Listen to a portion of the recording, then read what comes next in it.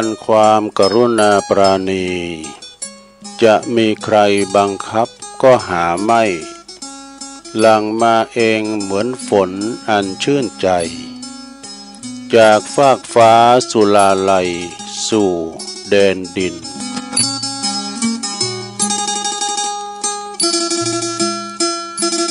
ก็ขอ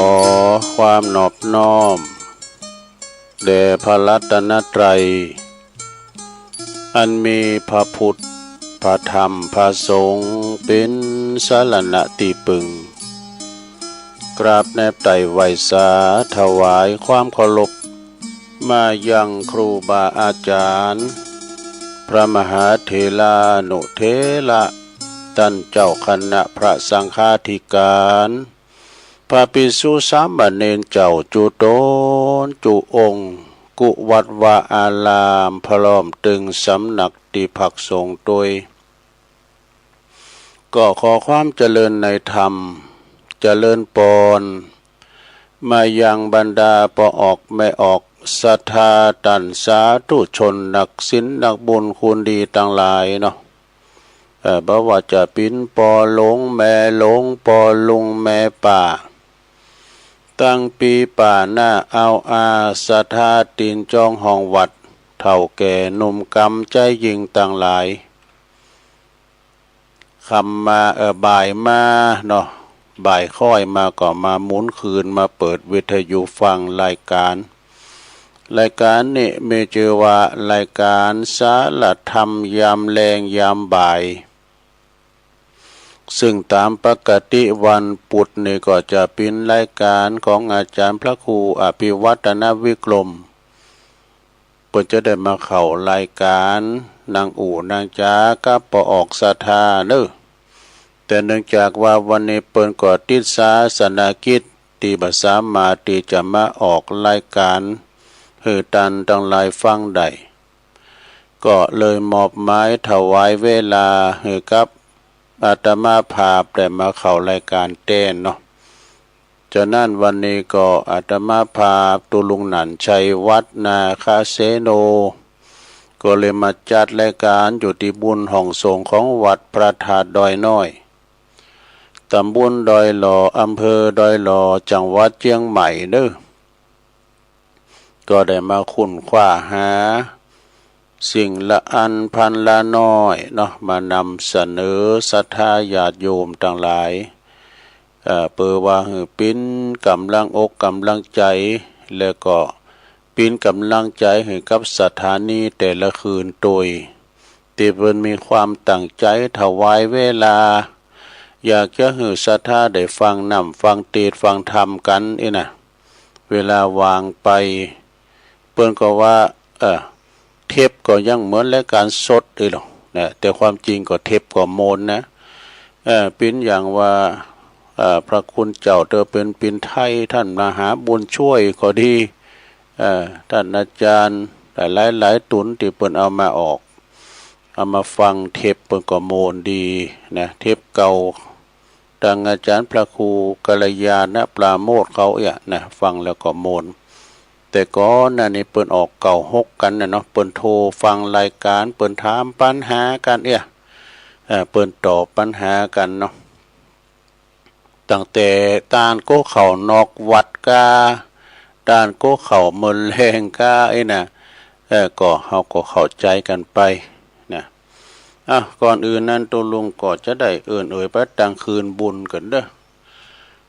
คืนบุญรายจือของสถานีวิทยุในเครือข่ายที่เปิดรับสัญญาณรายการธรรมะชงเวลาตั้งแต่ 15 นาฬิกาถึง 17 นาฬิกา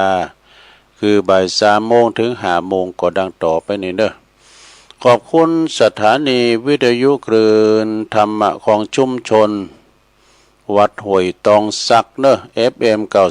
98.75 เมกะเฮิรตซ์เด้อขอบคุณสถานีวิทยุคณะสงฆ์อำเภอฝางจังหวัดเชียงใหม่ FM 88.50 เมกะเฮิรตซ์เด้อขอบคุณสถานีวิทยุคลื่นพระพุทธศาสนาการศึกษาและวัฒนธรรมของวัดไฟหินเด้อ FM 104.50 เมกะเฮิรตซ์ ขอบคุณสถานีวิทยุมนต์เสียงธรรมวัดบุปผารามอำเภอแม่แจ่มเนาะ FM 106.25 เมกะเฮิรตซ์เนอะแล้วขอบคุณสถานีวิทยุวัดบรรพตสถิตนะจังหวัดลำปางโดย FM 106.25 เหมือนกันเนอะเมกะเฮิรตซ์ตีเปิ้นลิงหับสัญญาณรายการดังต่อไปนี้นะก็วันนี้ก็มาปบมาปะกันถ้าว่า กันมาออกรายการกันมีคืนบุญหมดนี่นะกันมีคืนของเจ้าหน้าที่สถานีลิงออนไลน์ไปก็ไม่ได้ยินก็ไม่ได้ฟังกันเนาะนะเพราะฉะนั้นเราก็ฟังกันไปเพราะว่าจะอยู่ที่ไหนตั้งใดก็ดีนะเยการบัดลบตอบแทบกับบ้านกับจองกับโซนก้ามสังกานี่ตารางกลางโขงแต่เราเปิดฟังนี่ก็ได้ยินเปิดวิทยุฟังก็ได้ยินเนี่ยนะฟังออนไลน์ก็ได้ยินถ้าเรามีใจฟังกันเรามีใจฟังนี่ดังขนาดไหนก็ถึงใครฟังก็ไปฟังเพลงไปเฮ้ยกะนะหูมไผ่หูมมันเปิ้นว่าพูนเฮาจะหูมมันกันหมดมันก็ปีนไปบ้านได้เมื่อกับเฮามีปีนศาลาเนี่ยศาลาไม้เหมือนกันหมดก็มได้มันก็จะต้องปีนศาลาปูนพองกะอาจจะแย่งงานกันกะเนาะ นั่นก็ตามแต่ต้องขอบคุณทางคณะเจ้าหน้าที่ดีเจที่เปิ้นเฝ้าสถานีที่เปิ้นลิงก์สัญญาณออนไลน์ไปหือสถาได้ฟังกันก็ฟังกันไปเนาะมาปะกันวันนี้ก็ตรงกับวันพฤพุธวันพุธเนี่ยวันนี้นะตี11แล้วกันเนี่ยเนาะโอ้วันนี้เป็นวันพระวันศีลด้วยเนอะสถานเนอะเป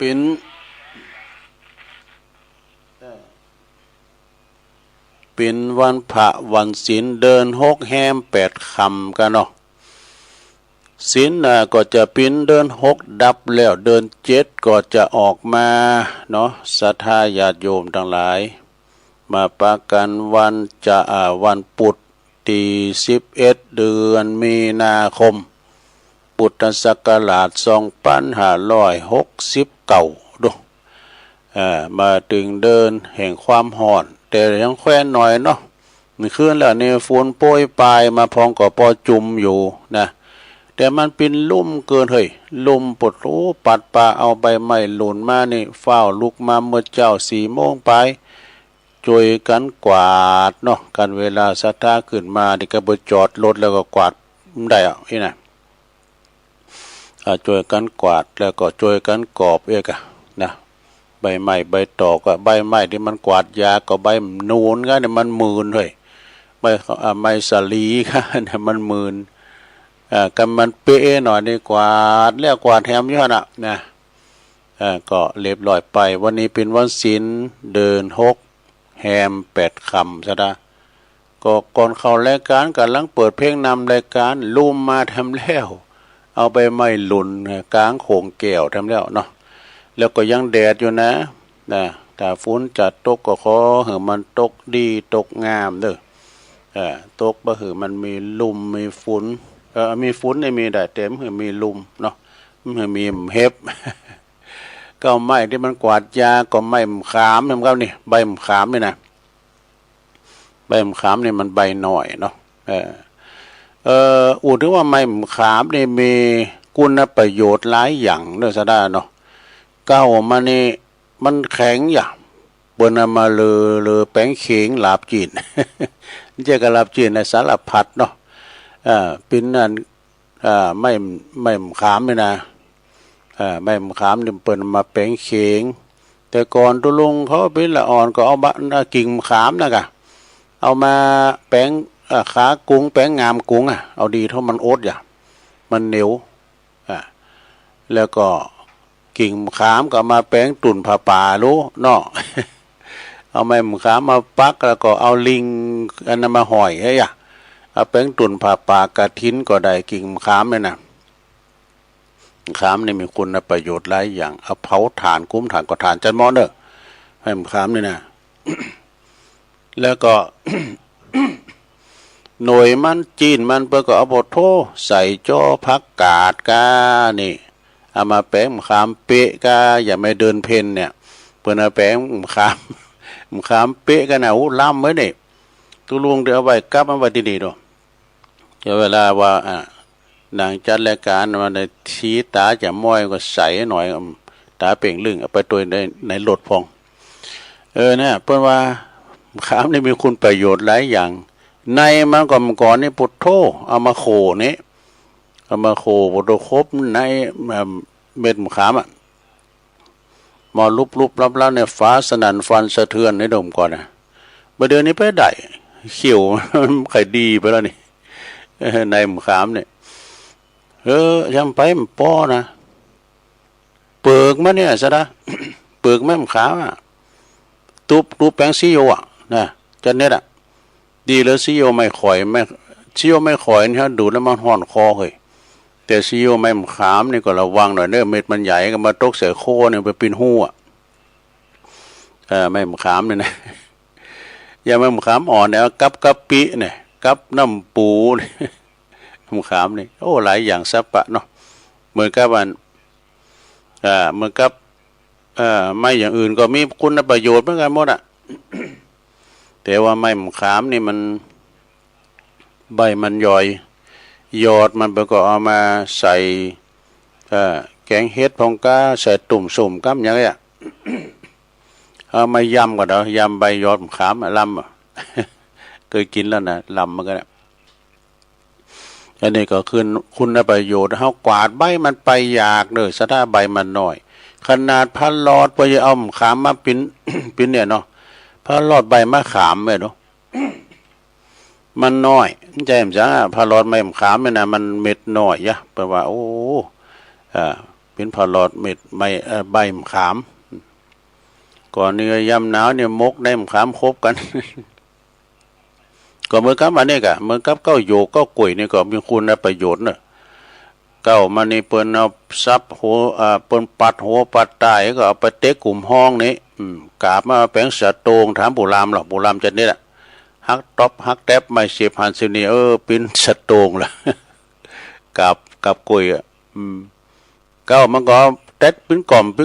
ปลงสะแปลงอันเต้าทั้งสี่เนี่ยจะนี่แหละ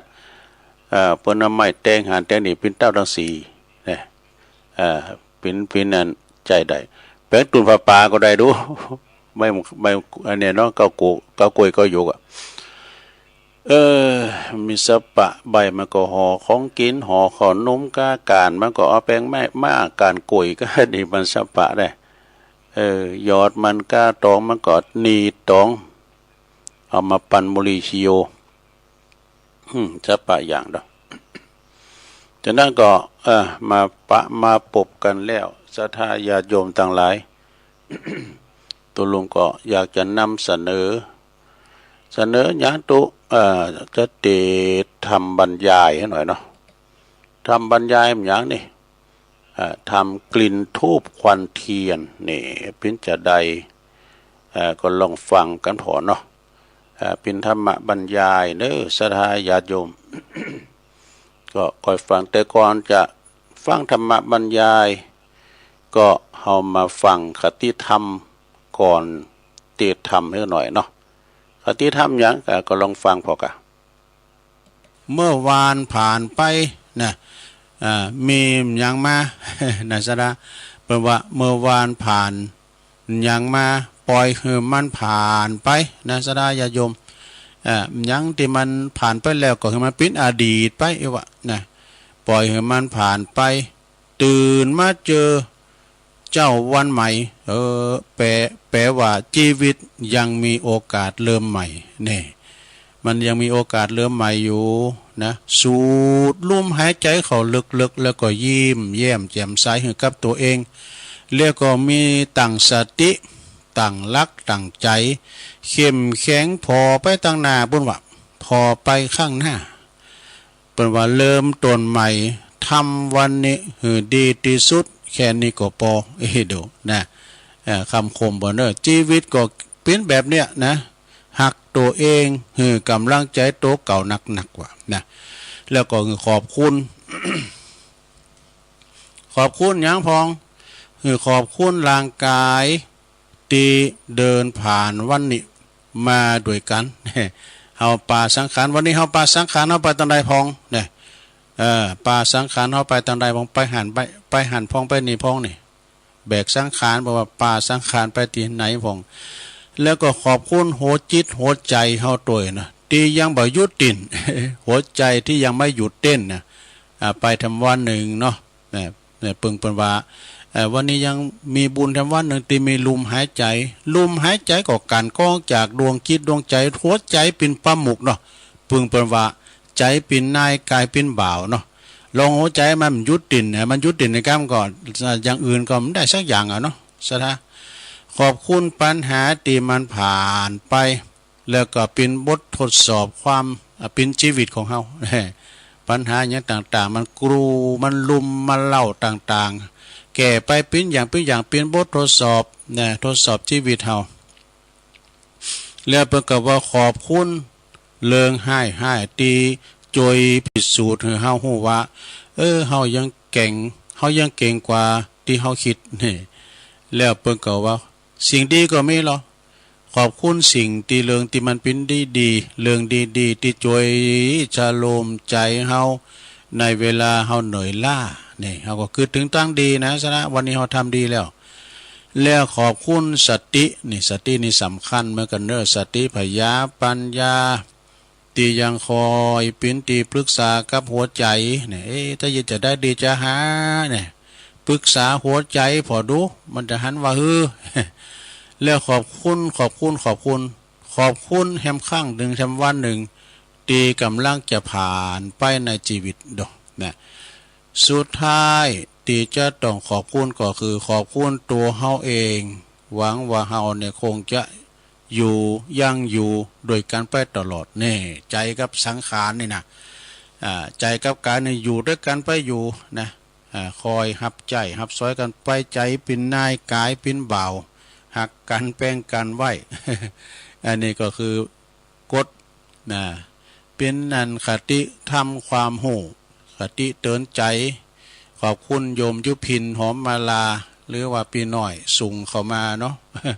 ก็เอามาเราสู่จู้กันฟังเนาะแล้วก็ยังมีทำลายบทอยู่เนอะยังมีทำลายบทอยู่แต่ก็เอาไว้ให้กันไว้ตอนสองเนาะตอนนี้ตัวลุงก็ตั้งทำไว้จะเตดนำเตทำอย่างตุมันเป็นธรรมะบรรยายนะลงเนอะเรื่องช้างกลิ่นทูบควันเทียนนี่กลิ่นทูบควันเทียนเนี่ยเป็นว่าเป็นจะได้ก็เรื่องแกเรื่องงานในร่างกายเขาเนี่ยแหละนะเรื่องเทวตูต่างหากในสังขารร่างกายของเขาเนี่ยจะเป็นจะได้นะก็ลองฟังอันนี้เป็นธรรมตุอุ้ยเนอะตามตุอุ้ยหลวงปู่บุญปันปุญญธรรมโมเปิ้นมอบหมายถวายมาเมื่อน่ะลองฟังตั้งนะโมให้3 รอบกันเนอะลงเด้อตั้งใจฟังกันต่อไปเนอะนะโมตัสสะภะคะวะโตอะระหะโตสัมมาสัมพุทธัสสะนะโมตัสสะภะคะวะโตอะระหะโตสัมมาสัมพุทธัสสะนะโมตัสสะภะคะวะโตอะระหะโตสัมมาสัมพุทธัสสะนิยมานังธนะมันเวติกันจิตินี่อันนี้คาถาเพิ่นเด้อลงเด้อณโอกาสบัดนี้อาตมาภาพจักได้แสดงธรรมมีคาถาพรรณนาสัจธรรมคำสอนขององค์ชินวรสัมมาสัมพุทธเจ้าปิ้นเคิงนะเปิดปิ้นเคิงประดับสติปัญญาฟังไปคิดสะกิดใจไปและน้อมนำเอาไปปฏิบัติในฐานะที่เฮาเจ้าขัดทั้งหลายปิ้นเจ้าบุตรนับถือพระพุทธศาสนาได้ยึดถือปฏิบัติสืบต่อกันมาจนเป็นประเพณีนะ เมื่อว่ามีการพลัดพรากจากกันไปก็ดีมีงานเขาดำจะได้ก็ตามศรัทธาญาติโยมทั้งหลายคุณที่อยู่เบื้องหลังเพราะว่าจะปิ้นสายใยวงศาขณาญาติมีความโหงหาอะไรซึ่งก็ซับเตอก็ได้ปิมจือนี่เนาะปินการ์ดปินบัตรเนี่ยมีซึ่งมีปอนันแมนันในนันดังนั้นปิ้นเจ้าภาพปิ้นประธานนี่นะเนาะพร้อมโดยลูกหลานลูกลูกเต่าเหล่าล้านภรรยาสามีตลอดถึงตันผู้มีเกียรติตีเคารพนับถือทั้งอยู่ตีไกลและก็อยู่ตีไก่ทิศเหนือทิศใต้ตกเหนือออกใต้ทั้งหลายนี่ทั้งได้บอกเชิญเป็นกรณีพิเศษอย่างพี่น้องบรรเทาโดยเฉพาะกับพ่อแม่พี่น้องที่เกี่ยวข้องกันเนาะอยู่ตามบ้านจองบ้านเดียวกันก็ดีนะได้โลมเสสละสามัคคีผูกพันแต่มาช่วยเหลืองานมาตลอดอดตาลับครับตานอนนะเพราะว่าบ้านหนึ่งจองเดียวกันก็ได้พึงปาอาศัยถึงบาทถึงแหงถึงรถถึงลาในการบำเพ็ญบุญกุศลเพื่ออุทิศกัลปนาผลไปหาแด่ดวงวิญญาณของผู้ที่วายชนที่ล่วงลับดับขันไปอันว่าล่วงลับดับขันไปสู่ปรโลกไปนะตึงเจ้าตึงนายตึงเจ้าตึงข่าเกิดมากูขู่กูโคนนิยมจะผจญพบปะบ่วันใดก็วันหนึ่งนะศรัทธาญาติโยมทั้งหลายเปลี่ยนไปตามกฎธรรมชาติกฎของธรรมชาติกฎของความจริงคือสัจจะคือความจริงหรือว่าเรียกว่าสังสารวัฏนี่มีอุบัติขึ้นมีเกิดขึ้นตั้งอยู่แล้วก็แตกดับสลายไปปิ้นที่สุดเนาะบัดต่างคงอยู่นานคนตุกคนจนคนโง่คนฉลาดนักปราชญ์บัณฑิตบรรพชิตนักบวชเศรษฐีมหาเศรษฐีก็บ่มีไผเก่งกาจสามารถแคล้วคลาดลบหลีกลี่หนีมักจุลาดไปได้นี่มาถึงพบปะเหมือนกันหมดนะน้องศรัทธาเนาะเป็นเด็กวัยรุ่นหนุ่มสาวเฒ่าแก่ก็ดีต่างก็มาแปรปรวนต่างก็แปรปรวนเปลี่ยนแปลงไปในที่สุดนี่ชีวิตทุกชีวิตทั้งคนและสัตว์นี่ศรัทธาโลกคือหมู่สัตว์เนี่ยเท่ากับเป็นสัตว์เหมือนกันแต่สัตว์ผู้ประเสริฐดูนะก็เหมือนกันภาชนะเปรียบเหมือนภาชนะภาชนะก็ยกตัวอย่างเป็นถ้วยโถโอจานก็ดีของใจของซอยมันก็จะต้องเก่าคลำค่าผุพังไปแตกสลายไปในที่สุดก็เช่นเดียวกันนะจึงสมโดยอนุสาสนิภาสิทธิ์ตีในทีฆานิกายทีฆานิกายรับรองไว้ว่าสัพเพเพทะปริยันตังเอวังมัจจานังชีวิตตังก็ได้ใจความแปลว่าชีวิตของสัตว์เหมือนภาชนะหม้อดินหม้อปั่นดินนี่นะโยมนะหม้อดินเนี่ยล้วนมีสมมติว่าล้วนมีแต่จะแตกสลายไปเป็นธรรมดาหม้อดินนี่นะแล้วก็ความตายก็บ่มีไผที่จะลงหู้ลงหน้าได้นะนอกจากว่าพระสัมมาสัมพุทธเจ้านะเปิ้นอย่างหู้ในอดีตในอนาคตฉะนั้นปุถุชนคนสามัญชนคนธรรมดาอย่างเฮานี่ก็จึงเสียวแล้วก็หวาดระแวงก็บักกะอู่ถึงหนักนะเพราะว่าความตายมันเป็นมหันตภัยอันยิ่งใหญ่เนี่ยชีวิตสมบัติเกี่ยวแว่นเงินทองกุสิ่งกุอย่างเนี่ยก็หมดไปเนี่ยศรัทธาญาติโยมทั้งหลายความตายนี่มันมีภัยหลีกพ้นไปได้เนี่ยฉะนั้นเปิดถึงว่าความตายเนี่ยนะมันติดตามเฮาไปตลอดเวลาเพราะว่าเฮาจะไปทางใดนะมันก็จะโต้ยเฮาไปสิทธิ์เป็นเจ้าของนะเป็นว่าสิทธิเป็นเจ้าของขาเนาะสมมุติว่าเฮาตายหรือว่าเฮาตายไปแล้วนี่สิทธิเป็นเจ้าของอันนี้ของขาเนอะนะ บ้านจ้องห้องเฮือนนี่ก็ของข้าอันนี้ของมึงอันนี้ของข้าน่ะอันนี้ของกูนี่น่ะอันนี้เปิ้นตามในใบที่เปิ้นเขียนมาเนาะทำน่ะของกูเพอเลิกอู่ได้เลยว่ะนับแต่วินาทีที่เฮาหมดลมหายใจน่ะทุกท่านทุกคนกดต่างรอวันตัดสินเด้อตัดสินเหมือนนักโทษถูกต้องประหารแต่รอวันศาลตัดสินวันใดโมเนอร์น่ะเนาะมันต่างคุณต่างรอคิว ต่างคุณต่างอยู่ในคิวหมดนะมันจะว่าเฒ่าไปหาหนุ่มกล่อมใจบางทีนี่ก็หนุ่มมาลุ่นแต่ไปก่อนก็มีบางทีก็พ่อแม่ได้ส่งสการลูกก็มีนะมันเป็นอย่างอีดุสราอย่าโยมมันบ่แน่นอนนะอันนี้จังแต่ความตายนี่บ่ว่าจะเป็นถ้าความตายเนี่ยแปลว่าความตายบ่มีศาลอุทธรณ์ฎีกามันบ่มีการหลับสินบนนี่ดอกอ้อนวอนถึงวันนั้นแล้วนะเวลานั้นทุกคนนี่ก็จะต้องหลั่งน้ำตาน้อยคนนักที่จะอดกันไว้ได้ทุกอันใหญ่หลงแถมประการหนึ่งก็คือการผัดผากจากกันของกับของหักของโคงแหนเฮา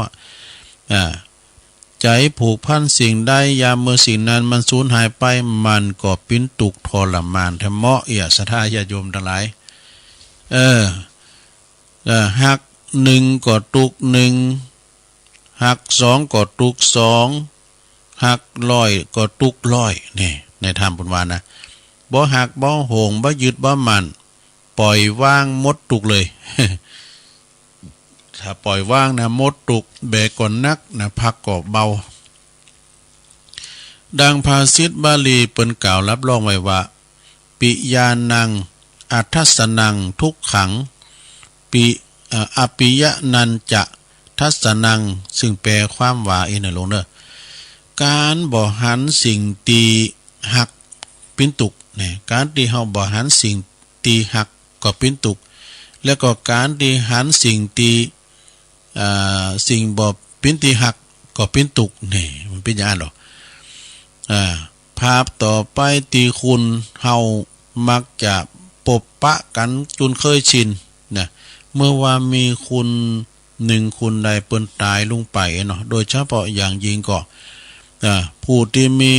จื่อเสียงมียศถาบรรดาศักดิ์ก็จะมีการลดน้ำศพนี่ลดน้ำศพหรือว่าอาบน้ำศพนี่นะเอาผ้ามาคุมไว้ก่อนผ้าแพรก้าหยังกะสีต่างๆเอามาคุมแล้วก็เอามือที่ขาวสีดนะของคุณที่เปิ้นเสียชีวิตไปแล้วนะเอาหงายฝ่ามือ แล้วก็เอาขันมารองหลับแล้วก็ปากันเอาหือคุณมาลดน้ำศพอโหสิกรรมเด้อนะแล้วก็พองก่อนลำพึงในจิตในใจขมุบขมิปาก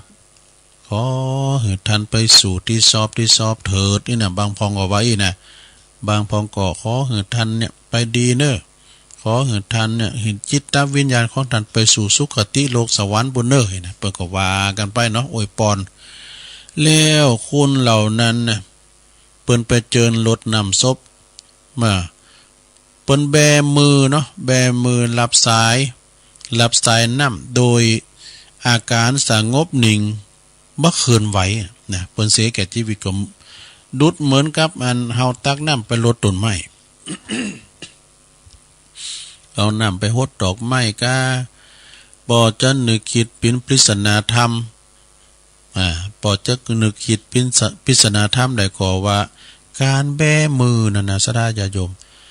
การแบมือหือคุณทั้งหลายพอเนี่ยเปิ้นเตือนสติว่าคุณเฮาตายไปแล้วเนี่ยบ่ได้เอาหยังไปสักอย่างแบมือมาก็แบมือไป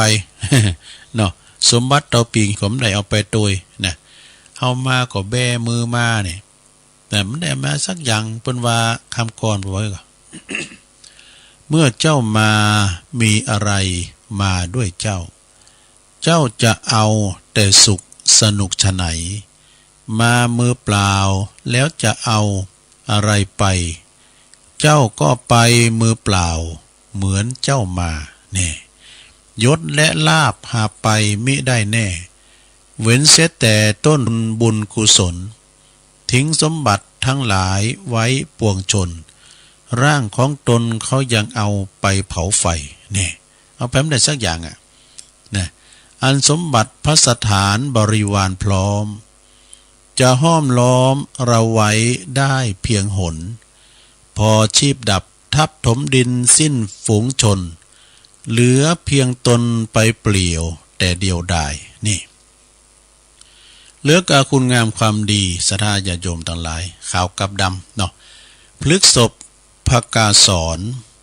อีกุญชรอันปลดปลงโททนเสน่งคงสำคัญหมายในกายมีนรชาติวางวายมะลายสิ้นทั้งอินทรีย์สถิตทั่วแต่ชั่วดีประดับไว้ในโลกากุหลาบแดงแฝงข้าพระเจ้าโพโธอันนั้นมันกรละอ่อนคนนี้ จะลิ่นกุหลาบแดงเหมือนแล้ว มาขีดสลัมไม่ได้ตุลุงสมาเนี่ยอันเนี้ยศรัทธาญาติโยมต่างหลายเอาไปบ่ได้ซักอย่างนะเขาของเงินทองสมบัติพระสถานให้นาปาตั้งก็เอาไปมันได้อย่างวันนั้นได้ยินเปิ้นเตดก็เฮินล้างรูเฮินล้างโลงล้างใหญ่ล้างโตปิ้นคาลือหาดก็ดีนะในที่สุดก็ไปอยู่เฮินหน่อยนี่กันมดลุมหายใจไปอยู่ได้ไหนโรงเย็นนี่มันได้อยู่เมื่อกันมดโรงเย็นเนี่ยนะตื้มว่าหอมอยู่ขอตึงหามหลักก็ไปอยู่เสพไฟฟ้านี่นะยินจิ๋วๆตุลุงผมได้เข่าผมด้วยนะกัดจีดะเนี่ยศรัทธาญาติโยมทั้งหลายเฮาไข่ไปมี4โรงนะอย่างเปิ้นว่าน่ะ1โรงพัก2โรงพยาบาล3โรงศาล4โรงเย็น4อย่างเดินไข่ไปแต่ลงเนาะห้องพักนี่ห้องขึ้นห้องพักนี่ปวดไปปั๊บไปไหมกันดูบุบโหตีกันนี่ตำรวจเพิ่นห้องขึ้นห้องพักเนี่ยมานี่มาปั๊บมาไหมห้องพยาบาลก็เหมือนกันห้องยาลงไปพอหรอห้องยาเนี่ยมันจะเป็นสาบน้ำหอมด้วยมิ้นกะยาอยู่น่ะคุณข้างข้างน่ะงับเงิงอยู่หั่นเนาะนี่มีกำสายผาลุงผลังเขาไปหันอันนี้จังแท้ๆศรัทธาห้องยานี่นะมันปิ้นตีบำบัดทุกบำรุงปิ้นตีรักษาคุณไข้นี่ถ้ากันเอาไปห้องยาอย่างตุลุงวาน่ะกันเอาไปห้องยาหันเปื้อนปิ้นบ่เลิงตึงเต้ยนะสายย่างเนี่ยนะสายย่างกาแล้วก็อันที่เปิ้นเอานั่นสุขหูดังออดนะครับขอปิ้นจอหนังไว้นี่นะก็มาซื้อเย่นี่นะตอดก็มันตอดได้ดีอยู่นะก็มันตอดเนี่ยมีออกไปสวรรค์แล้วเนี่ยปะกันย่ำหนุ่มที่โฮงเหล่าปะกันย่ำเต่าโฮงยาปะกันมือมรณะก็เซิงตะกอนโฮงยาดื่มไข่ไฟโฮงสารก็ตามเดินคืนลิฟต์ก็ตามไผไม่เคยคืนในคืนโรงคืนสารนี่นะไปสู่คดีกันรู้นะไปฟ้องไปร้องกันเนาะแต่โรงเย็นนี่ไปปฏิเสธมาดื้อได้เข่าเนาะก่อนนี้เปิ้นก็สมาร์ทเนาะอยู่ดีมีสุขหลงนะก่อนนี้เปิ้นจะมีโรงเย็นเนาะซะนะก่อนนะบ้านนอกบ้านนานะเปิ้นก็มีกล่อมเฮานี่กะมีกล่อมแล้วก็เปิ้นเอาน้ำแข็งมัดก็เอาอันนี้เปิ้นใจน้ำแข็งดูแต่เดี๋ยวนี้มันเปิ้นพัฒนาไปกว่านั้นนะซะนะเฮินเขาจะใหญ่ปันได้ก็ตามเฮินเขาจะล้างลงปันได้ก็ตามเอาไปตัวมันได้นอกจากว่าเฮาหมดลมหายใจแล้วเปิ้นคือเฮาไปนอนบ้านหลังสุดท้ายก็คือโรงเย็นเนี่ยเนาะอีโดแต่ใหญ่เป้งใดก็ตามเถอะนะจะปิ้นใหญ่ต้องได้ก็เล็กกว่าโรงมีคำกลอนทำบทหนึ่งเปิ้นว่าอันชีวิตคนเราก็เท่านี้พอเป็นผีก็ลงโลงอย่าสงสัยถึงใหญ่โตครับฟ้าสักเพียงใดก็ไม่ใหญ่ไปกว่าโลงเมื่อลงนอนจับพอดีลงจับพอดีเปิ้นว่าอย่างก็กว้างศอกยาววานนะคือ จะใหญ่เพียงไหนก็เล็กกว่าโลงเนาะถึงไหนแสกออกนอกไหนเด้อพ ปิ้นมีคำกลอนดำบทหนึ่งแปลว่าเปิ้นบอกว่ามีปริศนาธรรมใดก่อนะเมื่อเปิ้นก็บอกว่าเฮาเกิดมา ตัวเปล่าตายไปก็ไปตัวเปล่าไม่ได้หยังอะไรเนี่ยเนาะ เป็นคำเมืองนู่นเนี่ยบ่ได้อันยังไปตัวสักอย่างดังคำกลอนบทหนึ่งว่าอันสมบัติพระสถานและบ้านช่องทรัพย์สิ่งของทิ้งไว้ให้ลูกหลานไปไม่กลับหลับไม่ตื่นนิรันดร์การนะเหลือบุญทานดีและชั่วติดตัวไปก็แตกกันเนาะศรัทธาญาติโยมเนาะเปิ้นว่า4คุณหาม3คุณแห่1คนนั่งแค่2คนพาไป มันเป็นปริศนาธรรมเนาะที่ข้างศพนั้นก็จะมีกระถางทูบคือคุณไปเยี่ยมแล้วก็จิแล้วก็เพื่อความเคารพเนาะเพื่อความเคารพก่อนนี้เปิ้นจิเต้นดูมันกินเต้นมันหอมฟุ้งไปดำเปิ้นว่าเป็นอันตรายเปิ้นก็เลยหยิบวางหยิบเสียหยิบวางหยิบเอาดอกไม้แจนดอกไม้จันเนาะแล้วก็เอาไปวางเนี่ยเปิ้นก็เอาจอใส่เก่าใส่โหเฮาก็เลยถามว่าแม่ไม่หลงว่าจะฮื้อน่ะว่าหลงเฮ้ยเอาไม่เอาอันดอกไม้จันจอใส่โหแล้วมุมมีปากไม่หลงว่าฮื้อกูว่าในใจนี่ก็ดู กายกรรมวจีกรรมมโนกรรม แม่น่ะเนาะบางทีเฮาได้ลงล่ำกรรมเกินเปิ้นโดยกายวาจาใจได้ยกตีแต้มยำที่สูงอย่างได้ก็ขอสุมากันละว่าปินโหสิกรรมกันไปเนาะจะเด้ออันค่อยติดหนี้ค่อยเลยรับสังไอ้เด้อเองเนาะอันแจ้งไว้ให้ดีหน่อยไปปินหนี้ปินขาขามภพคำชาติเด้อนะเนาะรับสังไอ้เด้อเนาะขอยกหนี้ข่อยเด้อนะ เปิ้นก็จะจิถูบจิเตนปุดโรคควันเตนมันฟุ้งกระจายไปตามสายลมนะทรงกลิ่นหอมกลุ่นตลบอบอวนวะไปโทบริเวณก็ที่ต่างแห่งศพก็จะเป็นคติธรรมทำแล้วหลงเป็นคติธรรมให้คนเฮากึดเตือนจิตสะกิดใจว่าทูบเทียนกลิ่นหอมนี่นะเป็นสัญญาหลักนะของคุณเฮาที่ไปเริ่มหยังไว้พอง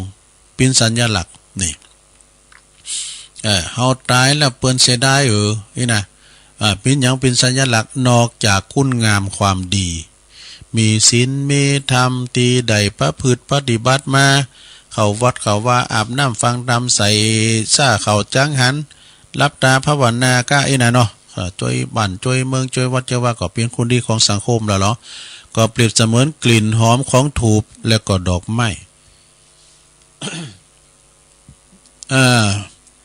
กลิ่นดอกไม้นี่มันหอมนะดอกนะแต่ว่าคือกลิ่นแห่งความดีกลิ่นของคุณเฮานี่คือตีลงแล้วผ่านมานี่เฮาเป็นคนดีก็คือกลิ่นของแห่งความดีมีจือมีเสียงยกเปิ้นยกยองสรรเสริญแม่จะจากไปนะนานแสนนานตรงกันข้ามคนที่บ่มีคุณงามความดีนะจำจิหิวาดาปอติเมกาทำเกเรก็นะเนาะเดินนอนกับพี่น้องเจ้าบาทก็เหมือนกินทูบที่บ่มีกลิ่นนะที่มันมีกลิ่นกินทูบเนี่ยนะมันมีกลิ่นมีกระควันอย่างเดียวนะคุณเฮาก็เกิดมาประกอบโดยกรรมแต่บาปกรรมเนี่ยเกิดมาประกอบแต่บาปกรรม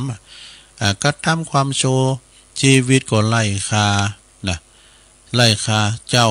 กับสมกับคำพังเพยเนี่ยพังเพยทางเมืองเหนือทำแล้วเปิดว่าคือน่ะเปิดว่าแก่พอกินเข่าเท่าเพราะปีเดินวันเนี่ยเท่าได้ตายเปล่าอ่านทำเตอเปิ่นหู้เนี่ยเนาะอันเพราะนั้นย้ายไปนานนู้นมาอารัธนาธรรมเนี่ยครับโลน่ะมันลืมไปแล้วนั่นน่ะลองคิดพอกันน่ะแต่ยันตุนในเมตังอารัธนังตัวลุงว่าโอ้อันนี้มันคาถานอนบัดลับในลุงได้โบสถ์ได้โบสถ์กรรมไหนได้โบสถ์นี่ใครปิ้นหนาเนอะสมาเนอะ อยู่เพื่อรอความตายบ่ฮู้นำทำกรรมสอนนะบ่ฮู้ความแปรปรวนของสังขารทูบการทูบมดสั่นไปเตือนหน่อยชีวิตเฮาก็เหมือนกันเสียนไปเตือนหน่อยนะสั่นไปก็ชั้นได้ก็ชั้นนั้นนะเปลวเตนหลายแท่งเปิดเปล่งแสงอันอำไพชีวิตมาลายไปเหลืออะไรเอาไว้แทนเนี่ยนี่เป็นคำกรด้วยเนี่ยเปลวเทียนหลายแท่งเพื่อเปล่งแสงอันอำไพชีวิตมาลายไปเหมือนอะไรเหลืออะไรไว้ให้แทนนี่เปลวเทียนยังให้แสงสว่างกำจัดความมืดหมดให้หมดไปชีวิตความดีมีประโยชน์มีค่ากับตัวเองว้ามันใจกรนะนี่มันมาหันกับตัวเองนี่กันเนี่ยอันนี้มันใจกรแล้วเนี่ยชีวิตนะมีความดีมีประโยชน์มีประโยชน์มีค่าหือกับตัวเองเนี่ยสังคมบังไหมเนี่ยถึงวันนี้ลองถามตัวเก่าแล้วเฮามีหยังหือสังคมพองน่ะเนาะเวลาเฮามีการไม่งานเฮาไปช่วยเหลือเพิ่นพองน่ะไปไหนก็จะไปปิ้นเขกกันนะไปช่วยเพิ่นกะนะตุลุงในล่างพระถุยเพิ่นเนี่ย เขาวันเนนเขาเพิ่นไปเข้ากรรมล่างถุยมา2วันแล้วลูกโมนดิโตมันโมนดีเหมือนกันแหละเฮาจัดการนะมันลอมก่อนมาแก้มไปเดี๋ยวก็เป่านี่เอาเครื่องลิ้นมาเป่า เป่าใบใหม่มันก่อนเย็บไปก็เพลินไปนะช่วงระยะมอง8 โมง 9 โมงนี่นะกันไปโทรหาถึงได้ยินมันเครื่องเป่ามันสะเทือนจ้ะแต่มันโมนก็มันใบใหม่ปิวนะกะเอาเป่าไปเนี่ยมันปิวหั่งก็หั่งถึงไหนละกึดลึกนะอายเตียนโลงศพหีบศพยาวเพราะว่าโลงศพหีบศพกว่างศอกยาววานนะคือปิ้นบานหลังสุดท้ายเฮินหลังสุดท้ายของทุกคนว่ะแน่ที่ตุลุงวามเจ้านะกะบ้านของเฮาดีเฮาแป้งมาเสียงเป็น2-3 แสนนี่ย้ำใจบ้านเฮาแน่นอนเตอปวดโรลองหาหมดลุมหายใจกะปวดห้ามลงไปลุมปูนห้ามลุนอนกะลางปูนในที่สุดก็ไปสูงเฮาตึกหานอตึกป่าจ้าเนาะมีเงินมีคำสูงตึกหงยามีลูกมีหลานสูงตึกป่าจ้าเนาะหอเฮือนเดินดำกอนี่ตุลุงยังจำได้นะปิ้นละอ่อนนะสมมุติว่าเปิ้นตายลูกหงยุคหงยานเปิ้นจะเอาขืนเฮินดูเปิ้นเอาไว้ลุมเอาไว้ลุมเฮินก่อนนะเปิ้นถือโลแล้วเดือนนี้เปิ้นถือแต่ว่าเดี๋ยวนี้ถ้าว่าเปิ้นตายปิ้นมิ้นเนาก็ดีเปิ้นมีศาลาชาปนศพใหญ่น่ะหาพออย่าเฮาไปลุงเคยไปหับตาลบ่ตีบ้านตุงโป่งวัดตุงโป่งมันเจอตุงโป่งเมืองปานนะตุงโป่งบ้านเนี่ยกะปลงนั้นค่ำเนี่ยเปิ้นเป็นโคศกจะดีเนี่ยเปิ้นจู้หันหมดแล้วสบายแต่ผมต้องไปคุ้นโตคุ้นตังนะเปิ้นมีเมนไว้ในวัดเอาดีแต่เปลวเทียนหลายแท่งนะส่งแสงอำไพเปิ้นไปละแล้วก็หีบโลงกว่างศอกยาวาเนี่ยหรือว่าเป็นเฮือนดังสุดท้ายก็มีหันหมดจะว่าจะเป็นคุณทุกคนคนมีคนจนคนโง่คนฉลาดคนขอทานนี่คนขอทานจนลาอาวาดจบฉลาดเหมือนกับจบฉลาดเปิ้นว่าอีวะดูลิเกขนหนังโปรดยังคิดมองชีวิตคนเล่นเช่นขนหนังบางครั้งสุขทุกรุมสุมประดังไม่กี่ครั้งก็ลาลับกลับเข้าโลงนี่เปิ้นมีปิดฉากด้วยเฮาปิดฉากแห่งชีวิตเฮาก็ตายนี่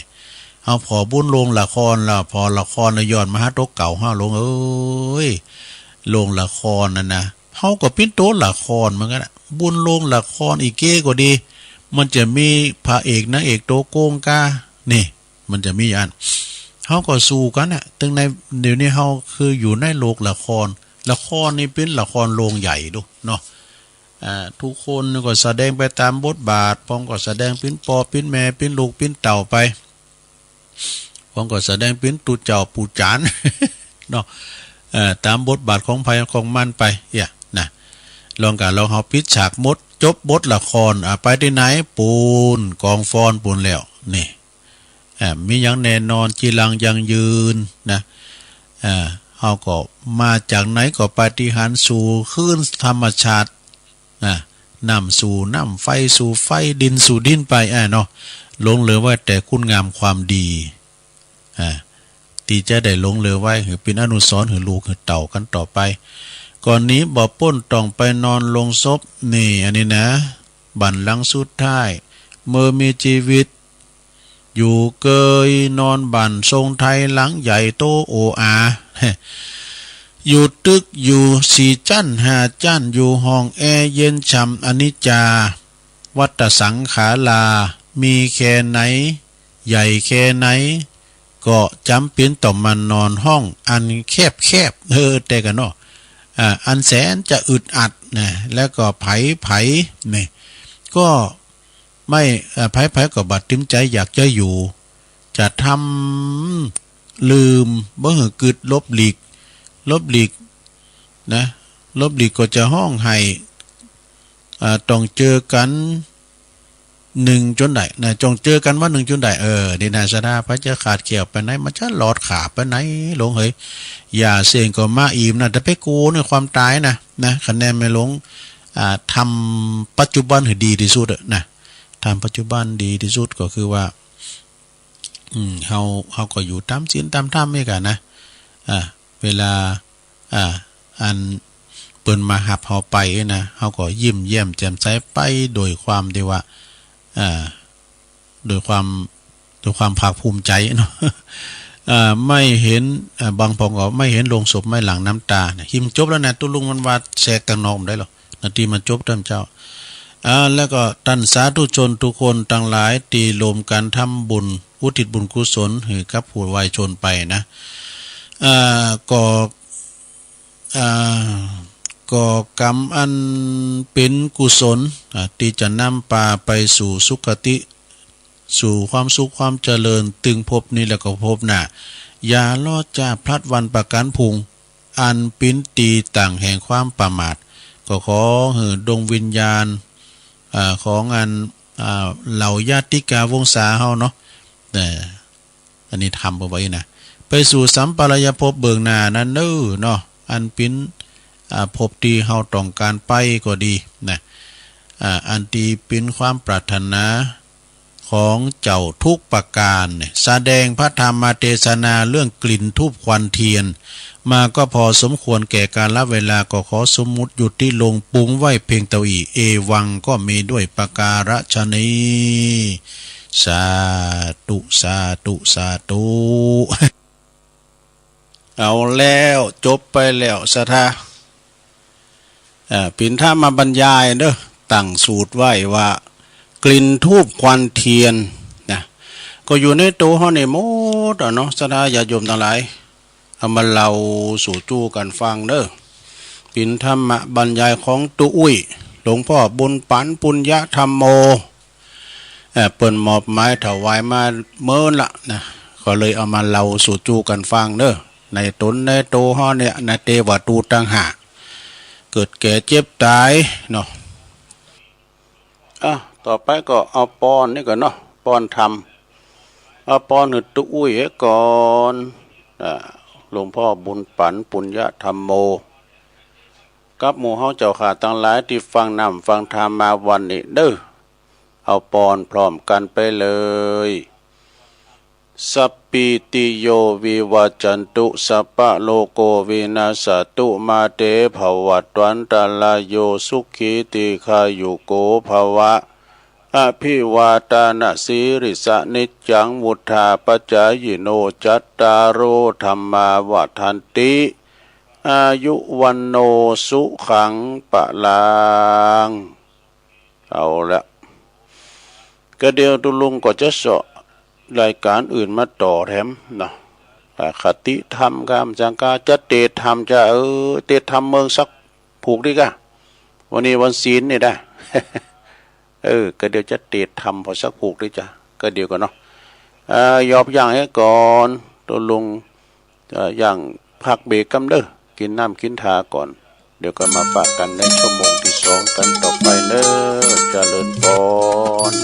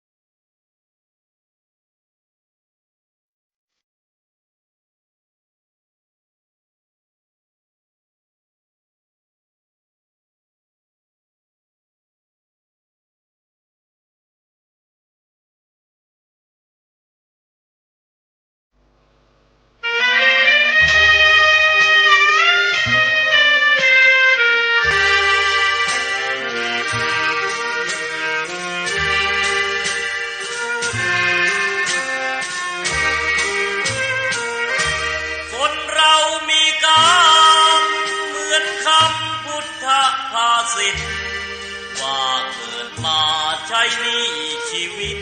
ลิขิตไปตามบาปกรรมสร้างมาเกิดมาเป็นคนบ้างมีบ้างจนเป็นธรรมดาเหมือนเป็นสัญญาโลกเรานี้นาเปรียบโรงละครเกิดมาทุกคนไม่พ้นที่เชิงตะกอนเหลือตัวล่อนจอนที่หลับที่นอนเหมือนกันคือโลกคนเรามีกรรมต้องทำกุศลไว้ บ้างเพื่อแบ่งเบาหนี้บาปตามล้างคิดสร้างแต่บุญเป็นทุนเชื่อมโยงอย่าหยิบอย่าช่วยหาทางร่ำรวยด้วยการกินโกงแม้นตายเข้าลงบาปกรรมเพราะโกงติดตามเรื่อยไปถึงเป็นเศรษฐีมั่งมีเงินทองเพียงใดหมดลมแล้วไม่อาจนำเงินไปได้เลยสักคนเวรกรรมตามทานเห็นกันด้วยตาก็บ่อยเข้าอยู่ในคุกไม่ใช่น้อยไม่ค่อยจดจำในความทุกข์ทน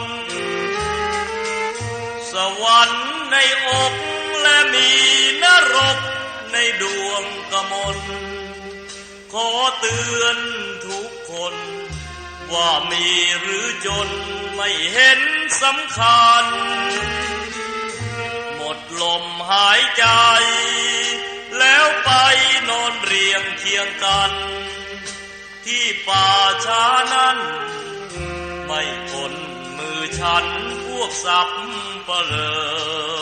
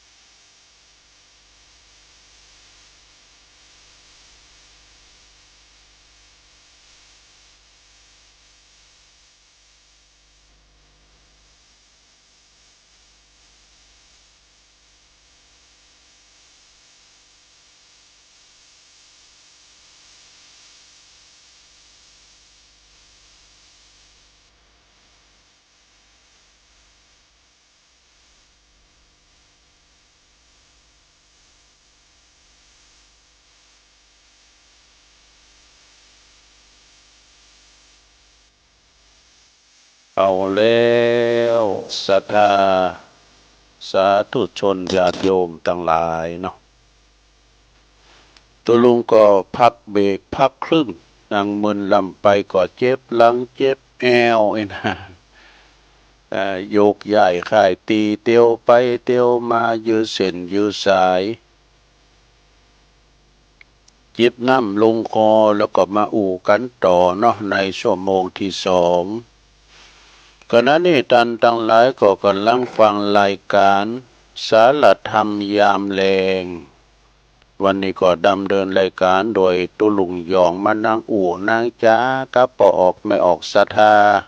ญาติโยมตั้งบ้านตั้งจองขณะนี้ก็เป็นเวลาอยู่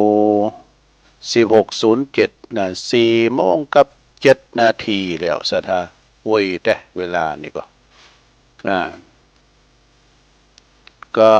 มาฟังรายการตอนเย็นตอนแรงไปศรัทธาญาติโยมที่จริงก็ตอนแรงอีกคนฟังก็บ่พอหลายสักเท่าใดเพิ่นก็ไปทำการทำงานพองเนาะศรัทธาที่เพิ่นอยู่บ้านอยู่จ้อมไปไหนปล่อยแม่เขาที่อยู่เฝ้าบ้านเฝ้าจองก็อยู่กับหอกับเพิ่นก็ฟังแก่งอมกันไปนะโอ้ตังองค์ขลงในเมืองนี่ก็ฟังกันหลายเด้อจังในเชียงใหม่ละปูนตังคืนฝายหินนี่เปิ้นไปไกลแม่แตงแม่ริมโพดไปแถวสันทรายสันกำแพงน่ะเนาะดอยสะเก็ดก็เนี่ยองค์ขลงในเมืองก็ฟังครอบคลุมกันหมดตังละปูนก้าน่ะก็ฟังกันหลายพดพระปุณดอกบานพระครูโอนบ่เนาะแม่แตงบ่น่ะ เปิ้นซุ่มฟังเปิ้นโทรมาปิ้นเตอโทรในรายการก็ไม่ได้ก็โทรทางหลังไม้ดอกพระครูน่ะก็ฟังกันไป ก็ตุลุงก็จะสันเอาอันนั้นหน่อยนี่หน่อยก็มาเล่าสู่จู้กันฟังวันพุกเจ้านี้จะเอาทำเมืองมาตีดเนาะพุกนี่ก็เป็นวันพฤหัสตอนตีสามก็ฟังกันได้ต่อไปโอ้ประเดี๋ยวนี้สิว่ามืดฝ่ามืดฝุ่นน่ะเจ้าลุมมากำตุลุงออกไปนอง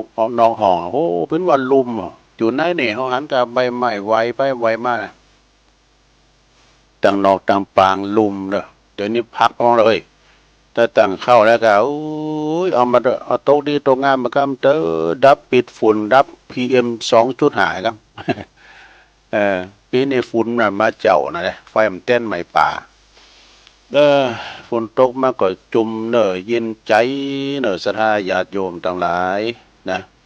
ยินหยาดยินฝนยินใจเนี่ยมันยิน3อย่างเย็นเนี่ยเนาะเย็นหยาดนี่ก็โอ้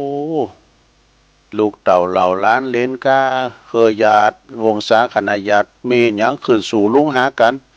จวยเหลือเฟื่อไฟกันอันนี้เย็นญาตินะญาติเอาได้ละกันทิ้งกันเป็นว่าพ่อแม่เสี่ยงบุญไปแล้วก็ยังมีความสัมพันธ์กันอยู่นี่นะมีความผูกพันสัมพันธ์กันอยู่เรียกว่าสุดจินใหม่ก็เหลือจินโลนะสุดจินลูก็เหลือจินลานนี่นะบัลละบาทิ้งกันในวงเคยญาติเนาะนะบางคนเนี่ยพ่อแม่บ้านแนะนำลูกเต่าลูกเต่าเป็นไปโรงเรียนแม่บาตอนนั้นอายุมันเท่าเลยนามสกุลไอ้เนี่ยก็มันเป็นลูกปอคำรู้เนาะต้องแนะนำให้เขาเนาะแต่มันจะได้ปิ้นหูกับปะปิ้นปีปิ้นน้องกันเนี่ยกันเนาะแล้วก็สถาตีอยู่ตั้งไก่ตั้งฝั่งโอ้วันนี้ตั้งอันวัดนี่กะป่วยต้องซักดังเหมือนกันเลยฟังวอมจ้าเนี่ยมันดังอยู่นะแต่ก็อันตั้งปุ่นมาซีก็ลึงมานะ แต่มันพอรุนแรงเลยนะก็ว่ากันไปก่อนเนาะ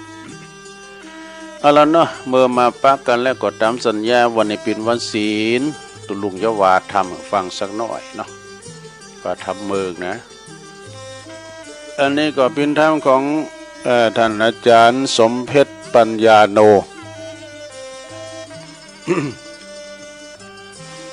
อาจารย์สมเพชรปัญญาโนนี่เปิ้นอยู่วัดป่าไผ่บ่อทองบนดอยสะเก็ดเด็ดสะกอยปุ่นนะอาจารย์เปิ้นก็เป็นพระนักเทศน์แล้วก็เปิ้นดูแลครูบาตัวเนเมตตาธรรมหลวงพ่อพระครูพุทธิธรรมรักษ์เปิ้นก็วัดเปิ้นก็ใหญ่กว้างตุลุงเคยไปตอนที่ธรรมสัญจรนะเนาะไปตุยเปิ้นโอ้วัดเปิ้นกว้างใหญ่นะเป็นทำกรรมเด้อทำกรรมนะเตดเอาอานิสงส์เนาะสถานเนาะเตดเอาอานิสงส์ก่อนเพราะอาจารย์พระนานอ้ายแพ้โป่งมีอยู่ที่ไหนก็มาราธนากรรมเหรอพลมมาเลยโต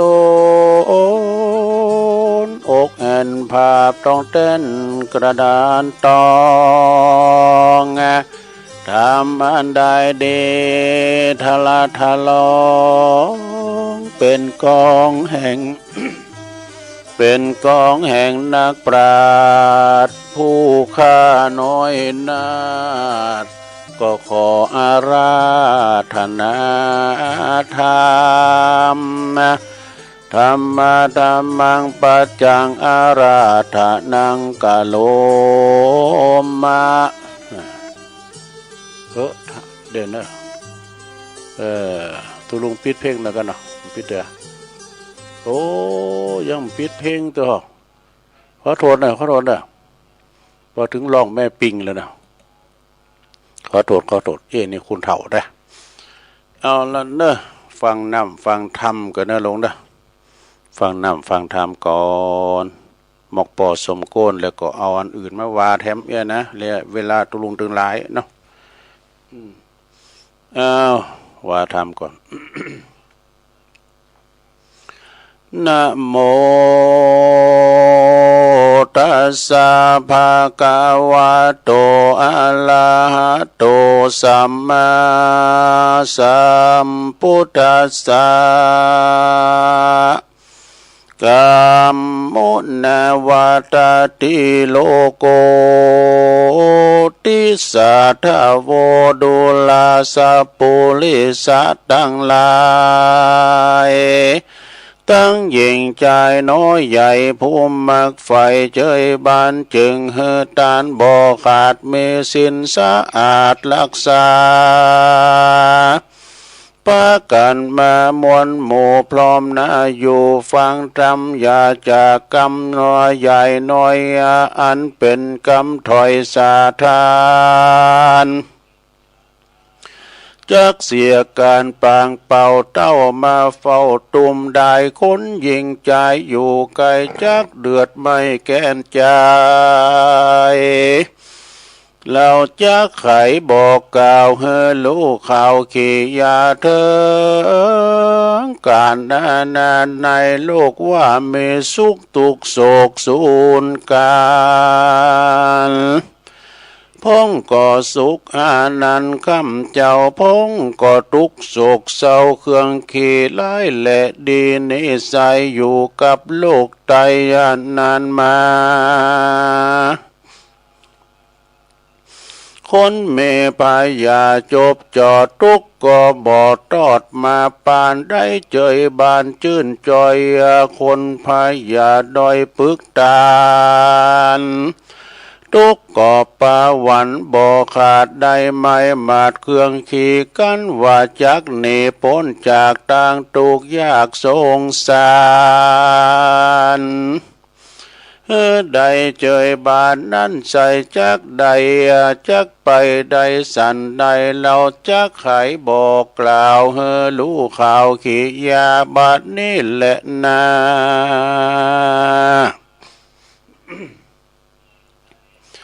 สัทธาอันว่าสัพปัญญูปาพุทธเจ้าได้เต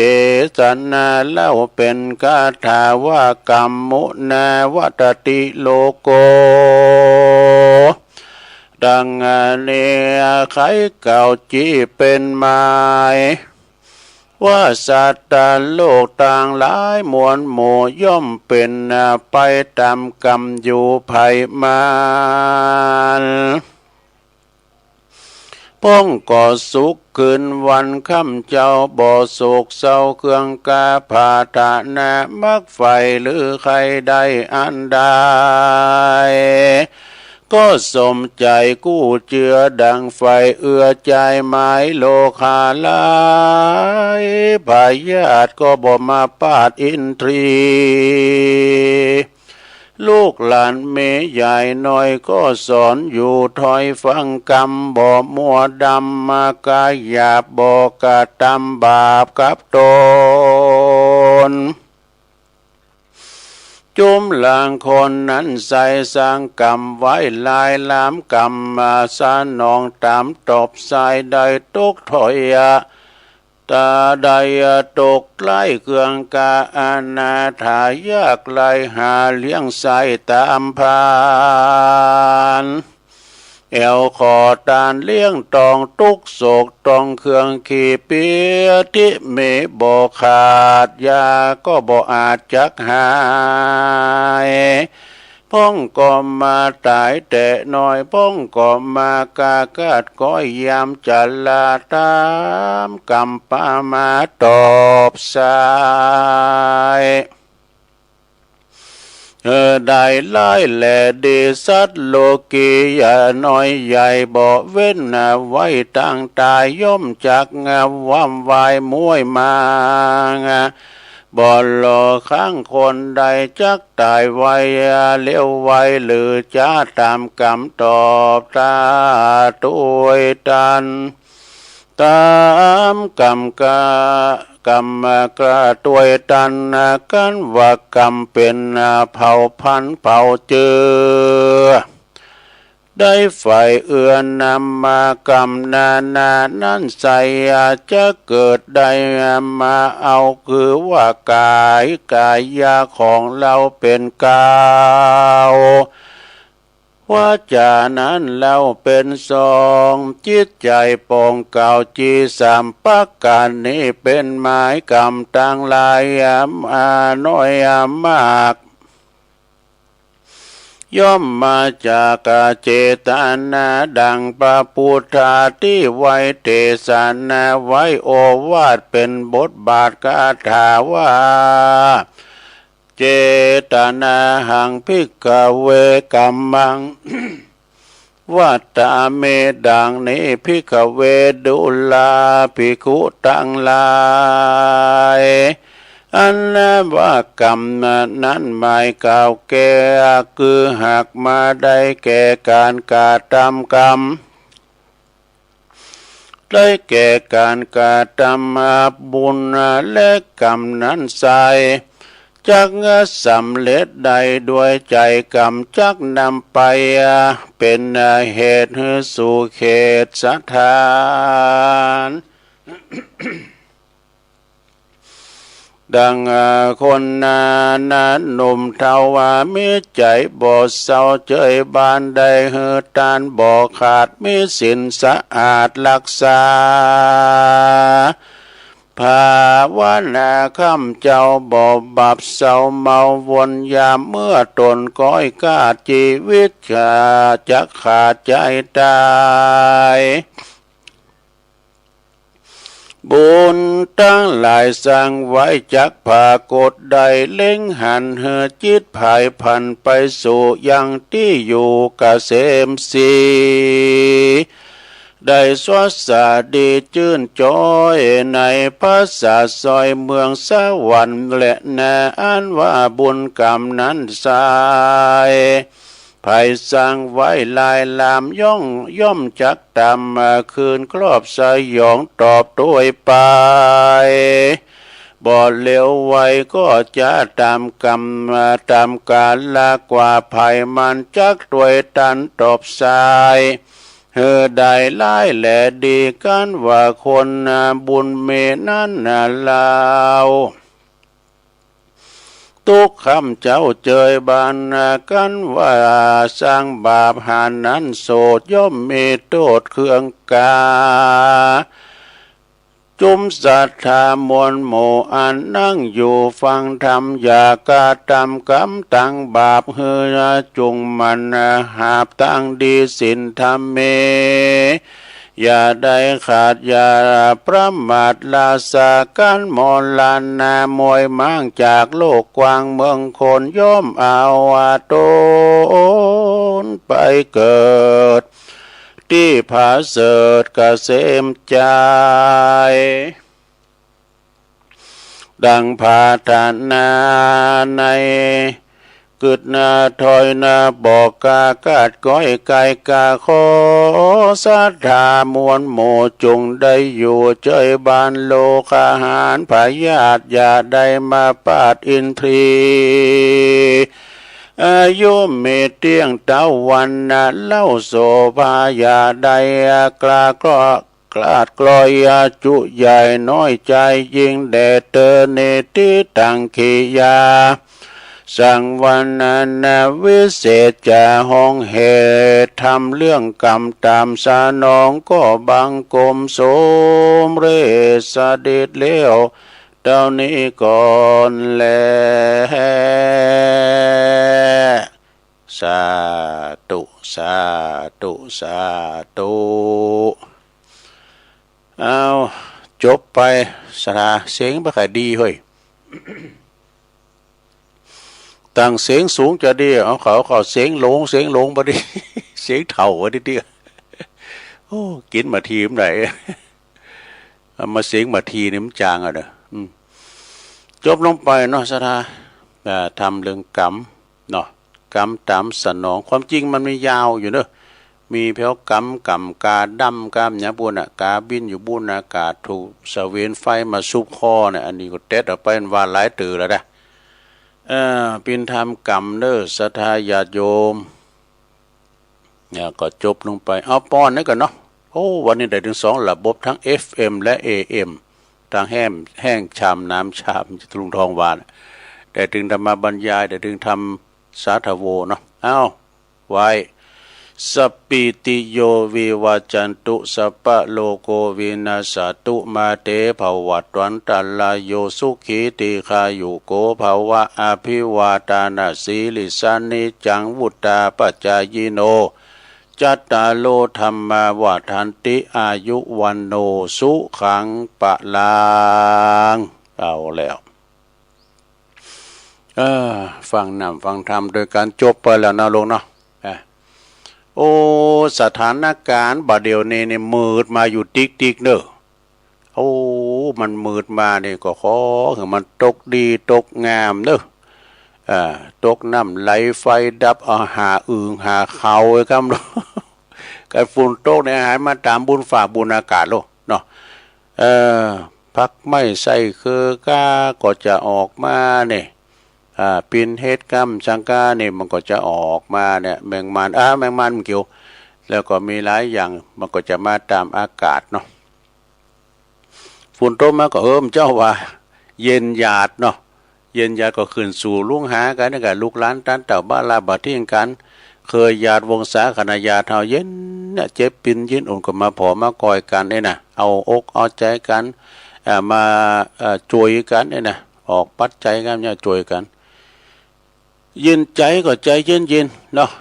ใจเย็นดีที่สุดอะนะฮะบ่ห่าวบ่ใจห้อนเย็นใจแม้ว่าอากาศมันห้อนแต่ว่ากายเฮาห้อนแต่ใจเฮาบ่ห้อนนะเย็นอกเย็นใจเย็นใจเย็นหยาดแล้วก็เย็นใจเย็นหยาดมี3เย็นนะเนี่ยเนาะเย็นอกเย็นใจกันไปนะต่อจากนี้ไปก็เอาแท้หมอกันนี่มีแผวกำบักเก่านั่นได้กะเกมวันนี้มีแผวนิทงนิทานเนาะเอาชาดกมาว่าก่อนดีกะชาดกอันนี้เป็นชาดกมาในธรรมนะอันนี้ก็เรื่องกรรมมันก็แล้วนะสระญาติโยมลองฟังก่อนเด้อกรรมจัดแล้วเปิ้นเป็นพรานนกโลเป็นเจือใดลองฟังพอมันเป็นจะได้ติกว่านี่แหละเนาะกัมมุนาวัตติโลโกสัตว์โลกต่างหลายก็ยอมปีนไปตามแต่ละกรรมไผมันได้สร้างไว้ศรัทธาเฮาได้ฟังกันไปตุสานาโสนี่เอาละนี่เนาะว่าหลายตื่นละตุสานาโสน่ะอันนี้แปลว่าพระปูติขัตติสะเถระเจ้าผู้เคยเป็นพรานนกเนี่ยพรานนี่ก็คือว่าเป็นนักล่าพรานป่าไปก็ไปเสาะหาป่าพรานนกก็ไปเสาะหานกกันเนาะแล้วก็พรานอื่นก็ไปส่องอื่นมันมีพรานเนาะพรานกวางพรานฟานเนี่ยณกรุงสาวัตถีนะลงนะกรุงสาวัตถีนี่ก็มีพระภิกษุตนหนึ่งองค์หนึ่งชื่อว่าพระติสสะเถระเจ้า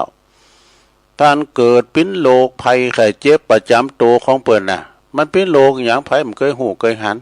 มันเป็นเม็ดเล็กๆว่ะเป็นตุ่มเป็นตาสีดำว่ะนะออกขึ้นพูดขึ้นตามตามโตตามกายของท่านนะโตไปหมดว่ะแล้วก็อันตุ่มน้อยๆนะก็กลายเป็นตุ่มใหญ่เต้าเม็ดโถเขียวใหญ่เข้าจุดว่ามกมันหน่วยขำป่อมเลยวะเนาะใหญ่มาตามลำดับ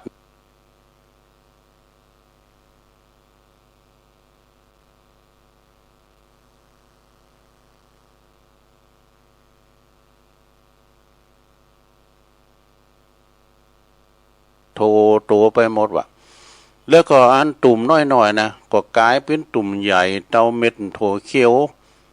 ใหญ่เข้าจุดว่ามกมันหน่วยขำป่อมเลยวะเนาะใหญ่มาตามลำดับเนาะ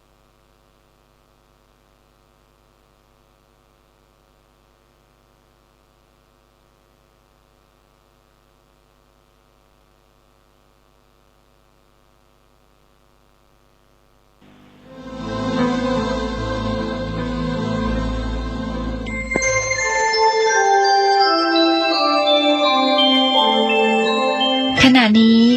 ท่านกำลังฟังสถานีวิทยุกระจายเสียง FM 104.5 เมกะเฮิรตซ์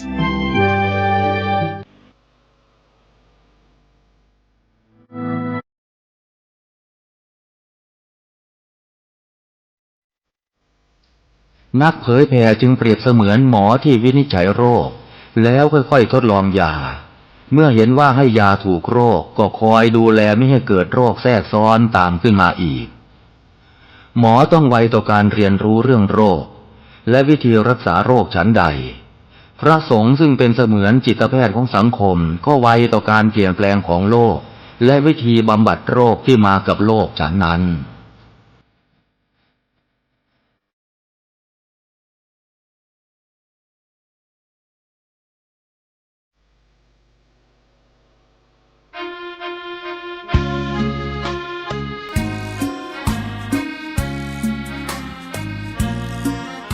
โทตัวไปหมดว่ะแล้วก็อันตุ่มน้อยๆนะก็กลายเป็นตุ่มใหญ่เต้าเม็ดโถเขียวใหญ่เข้าจุดว่าหมกมันหน่วยขำป่อมเลยวะเนาะใหญ่มาตามลำดับเนาะ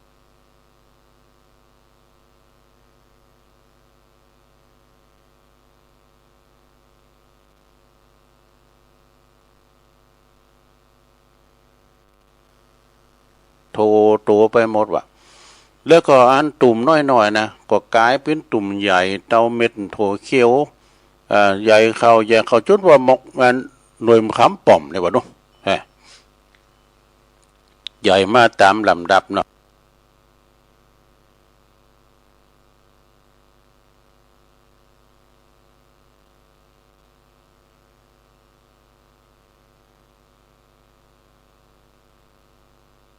โทตัวไปหมดว่ะแล้วก็อันตุ่มน้อยๆนะก็กลายเป็นตุ่มใหญ่เต้าเม็ดโถเขียวใหญ่เข้าจุดว่าหมกมันหน่วยขำป่อมเลยวะเนาะใหญ่มาตามลำดับเนาะ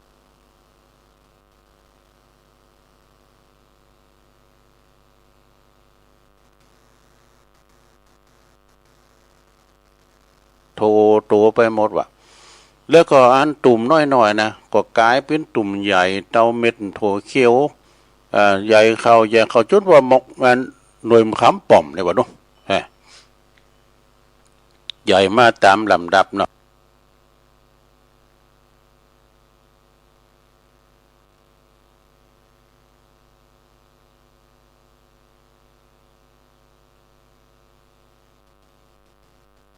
โทตัวไปหมดว่ะแล้วก็อันตุ่มน้อยๆนะก็กลายเป็นตุ่มใหญ่เต้าเม็ดโถเขียวใหญ่เข้าจุดว่าหมกมันหน่วยขำป่อมเลยวะเนาะใหญ่มาตามลำดับเนาะ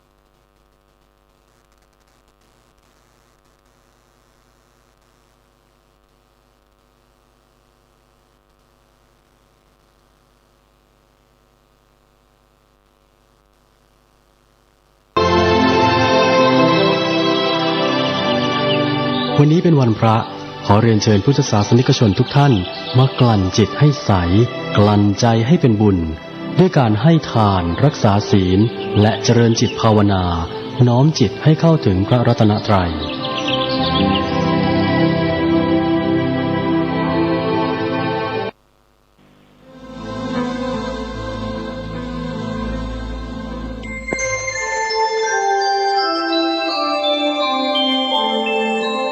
ขณะนี้ท่านกำลังฟังสถานีวิทยุกระจายเสียง FM 104.5 เมกะเฮิรตซ์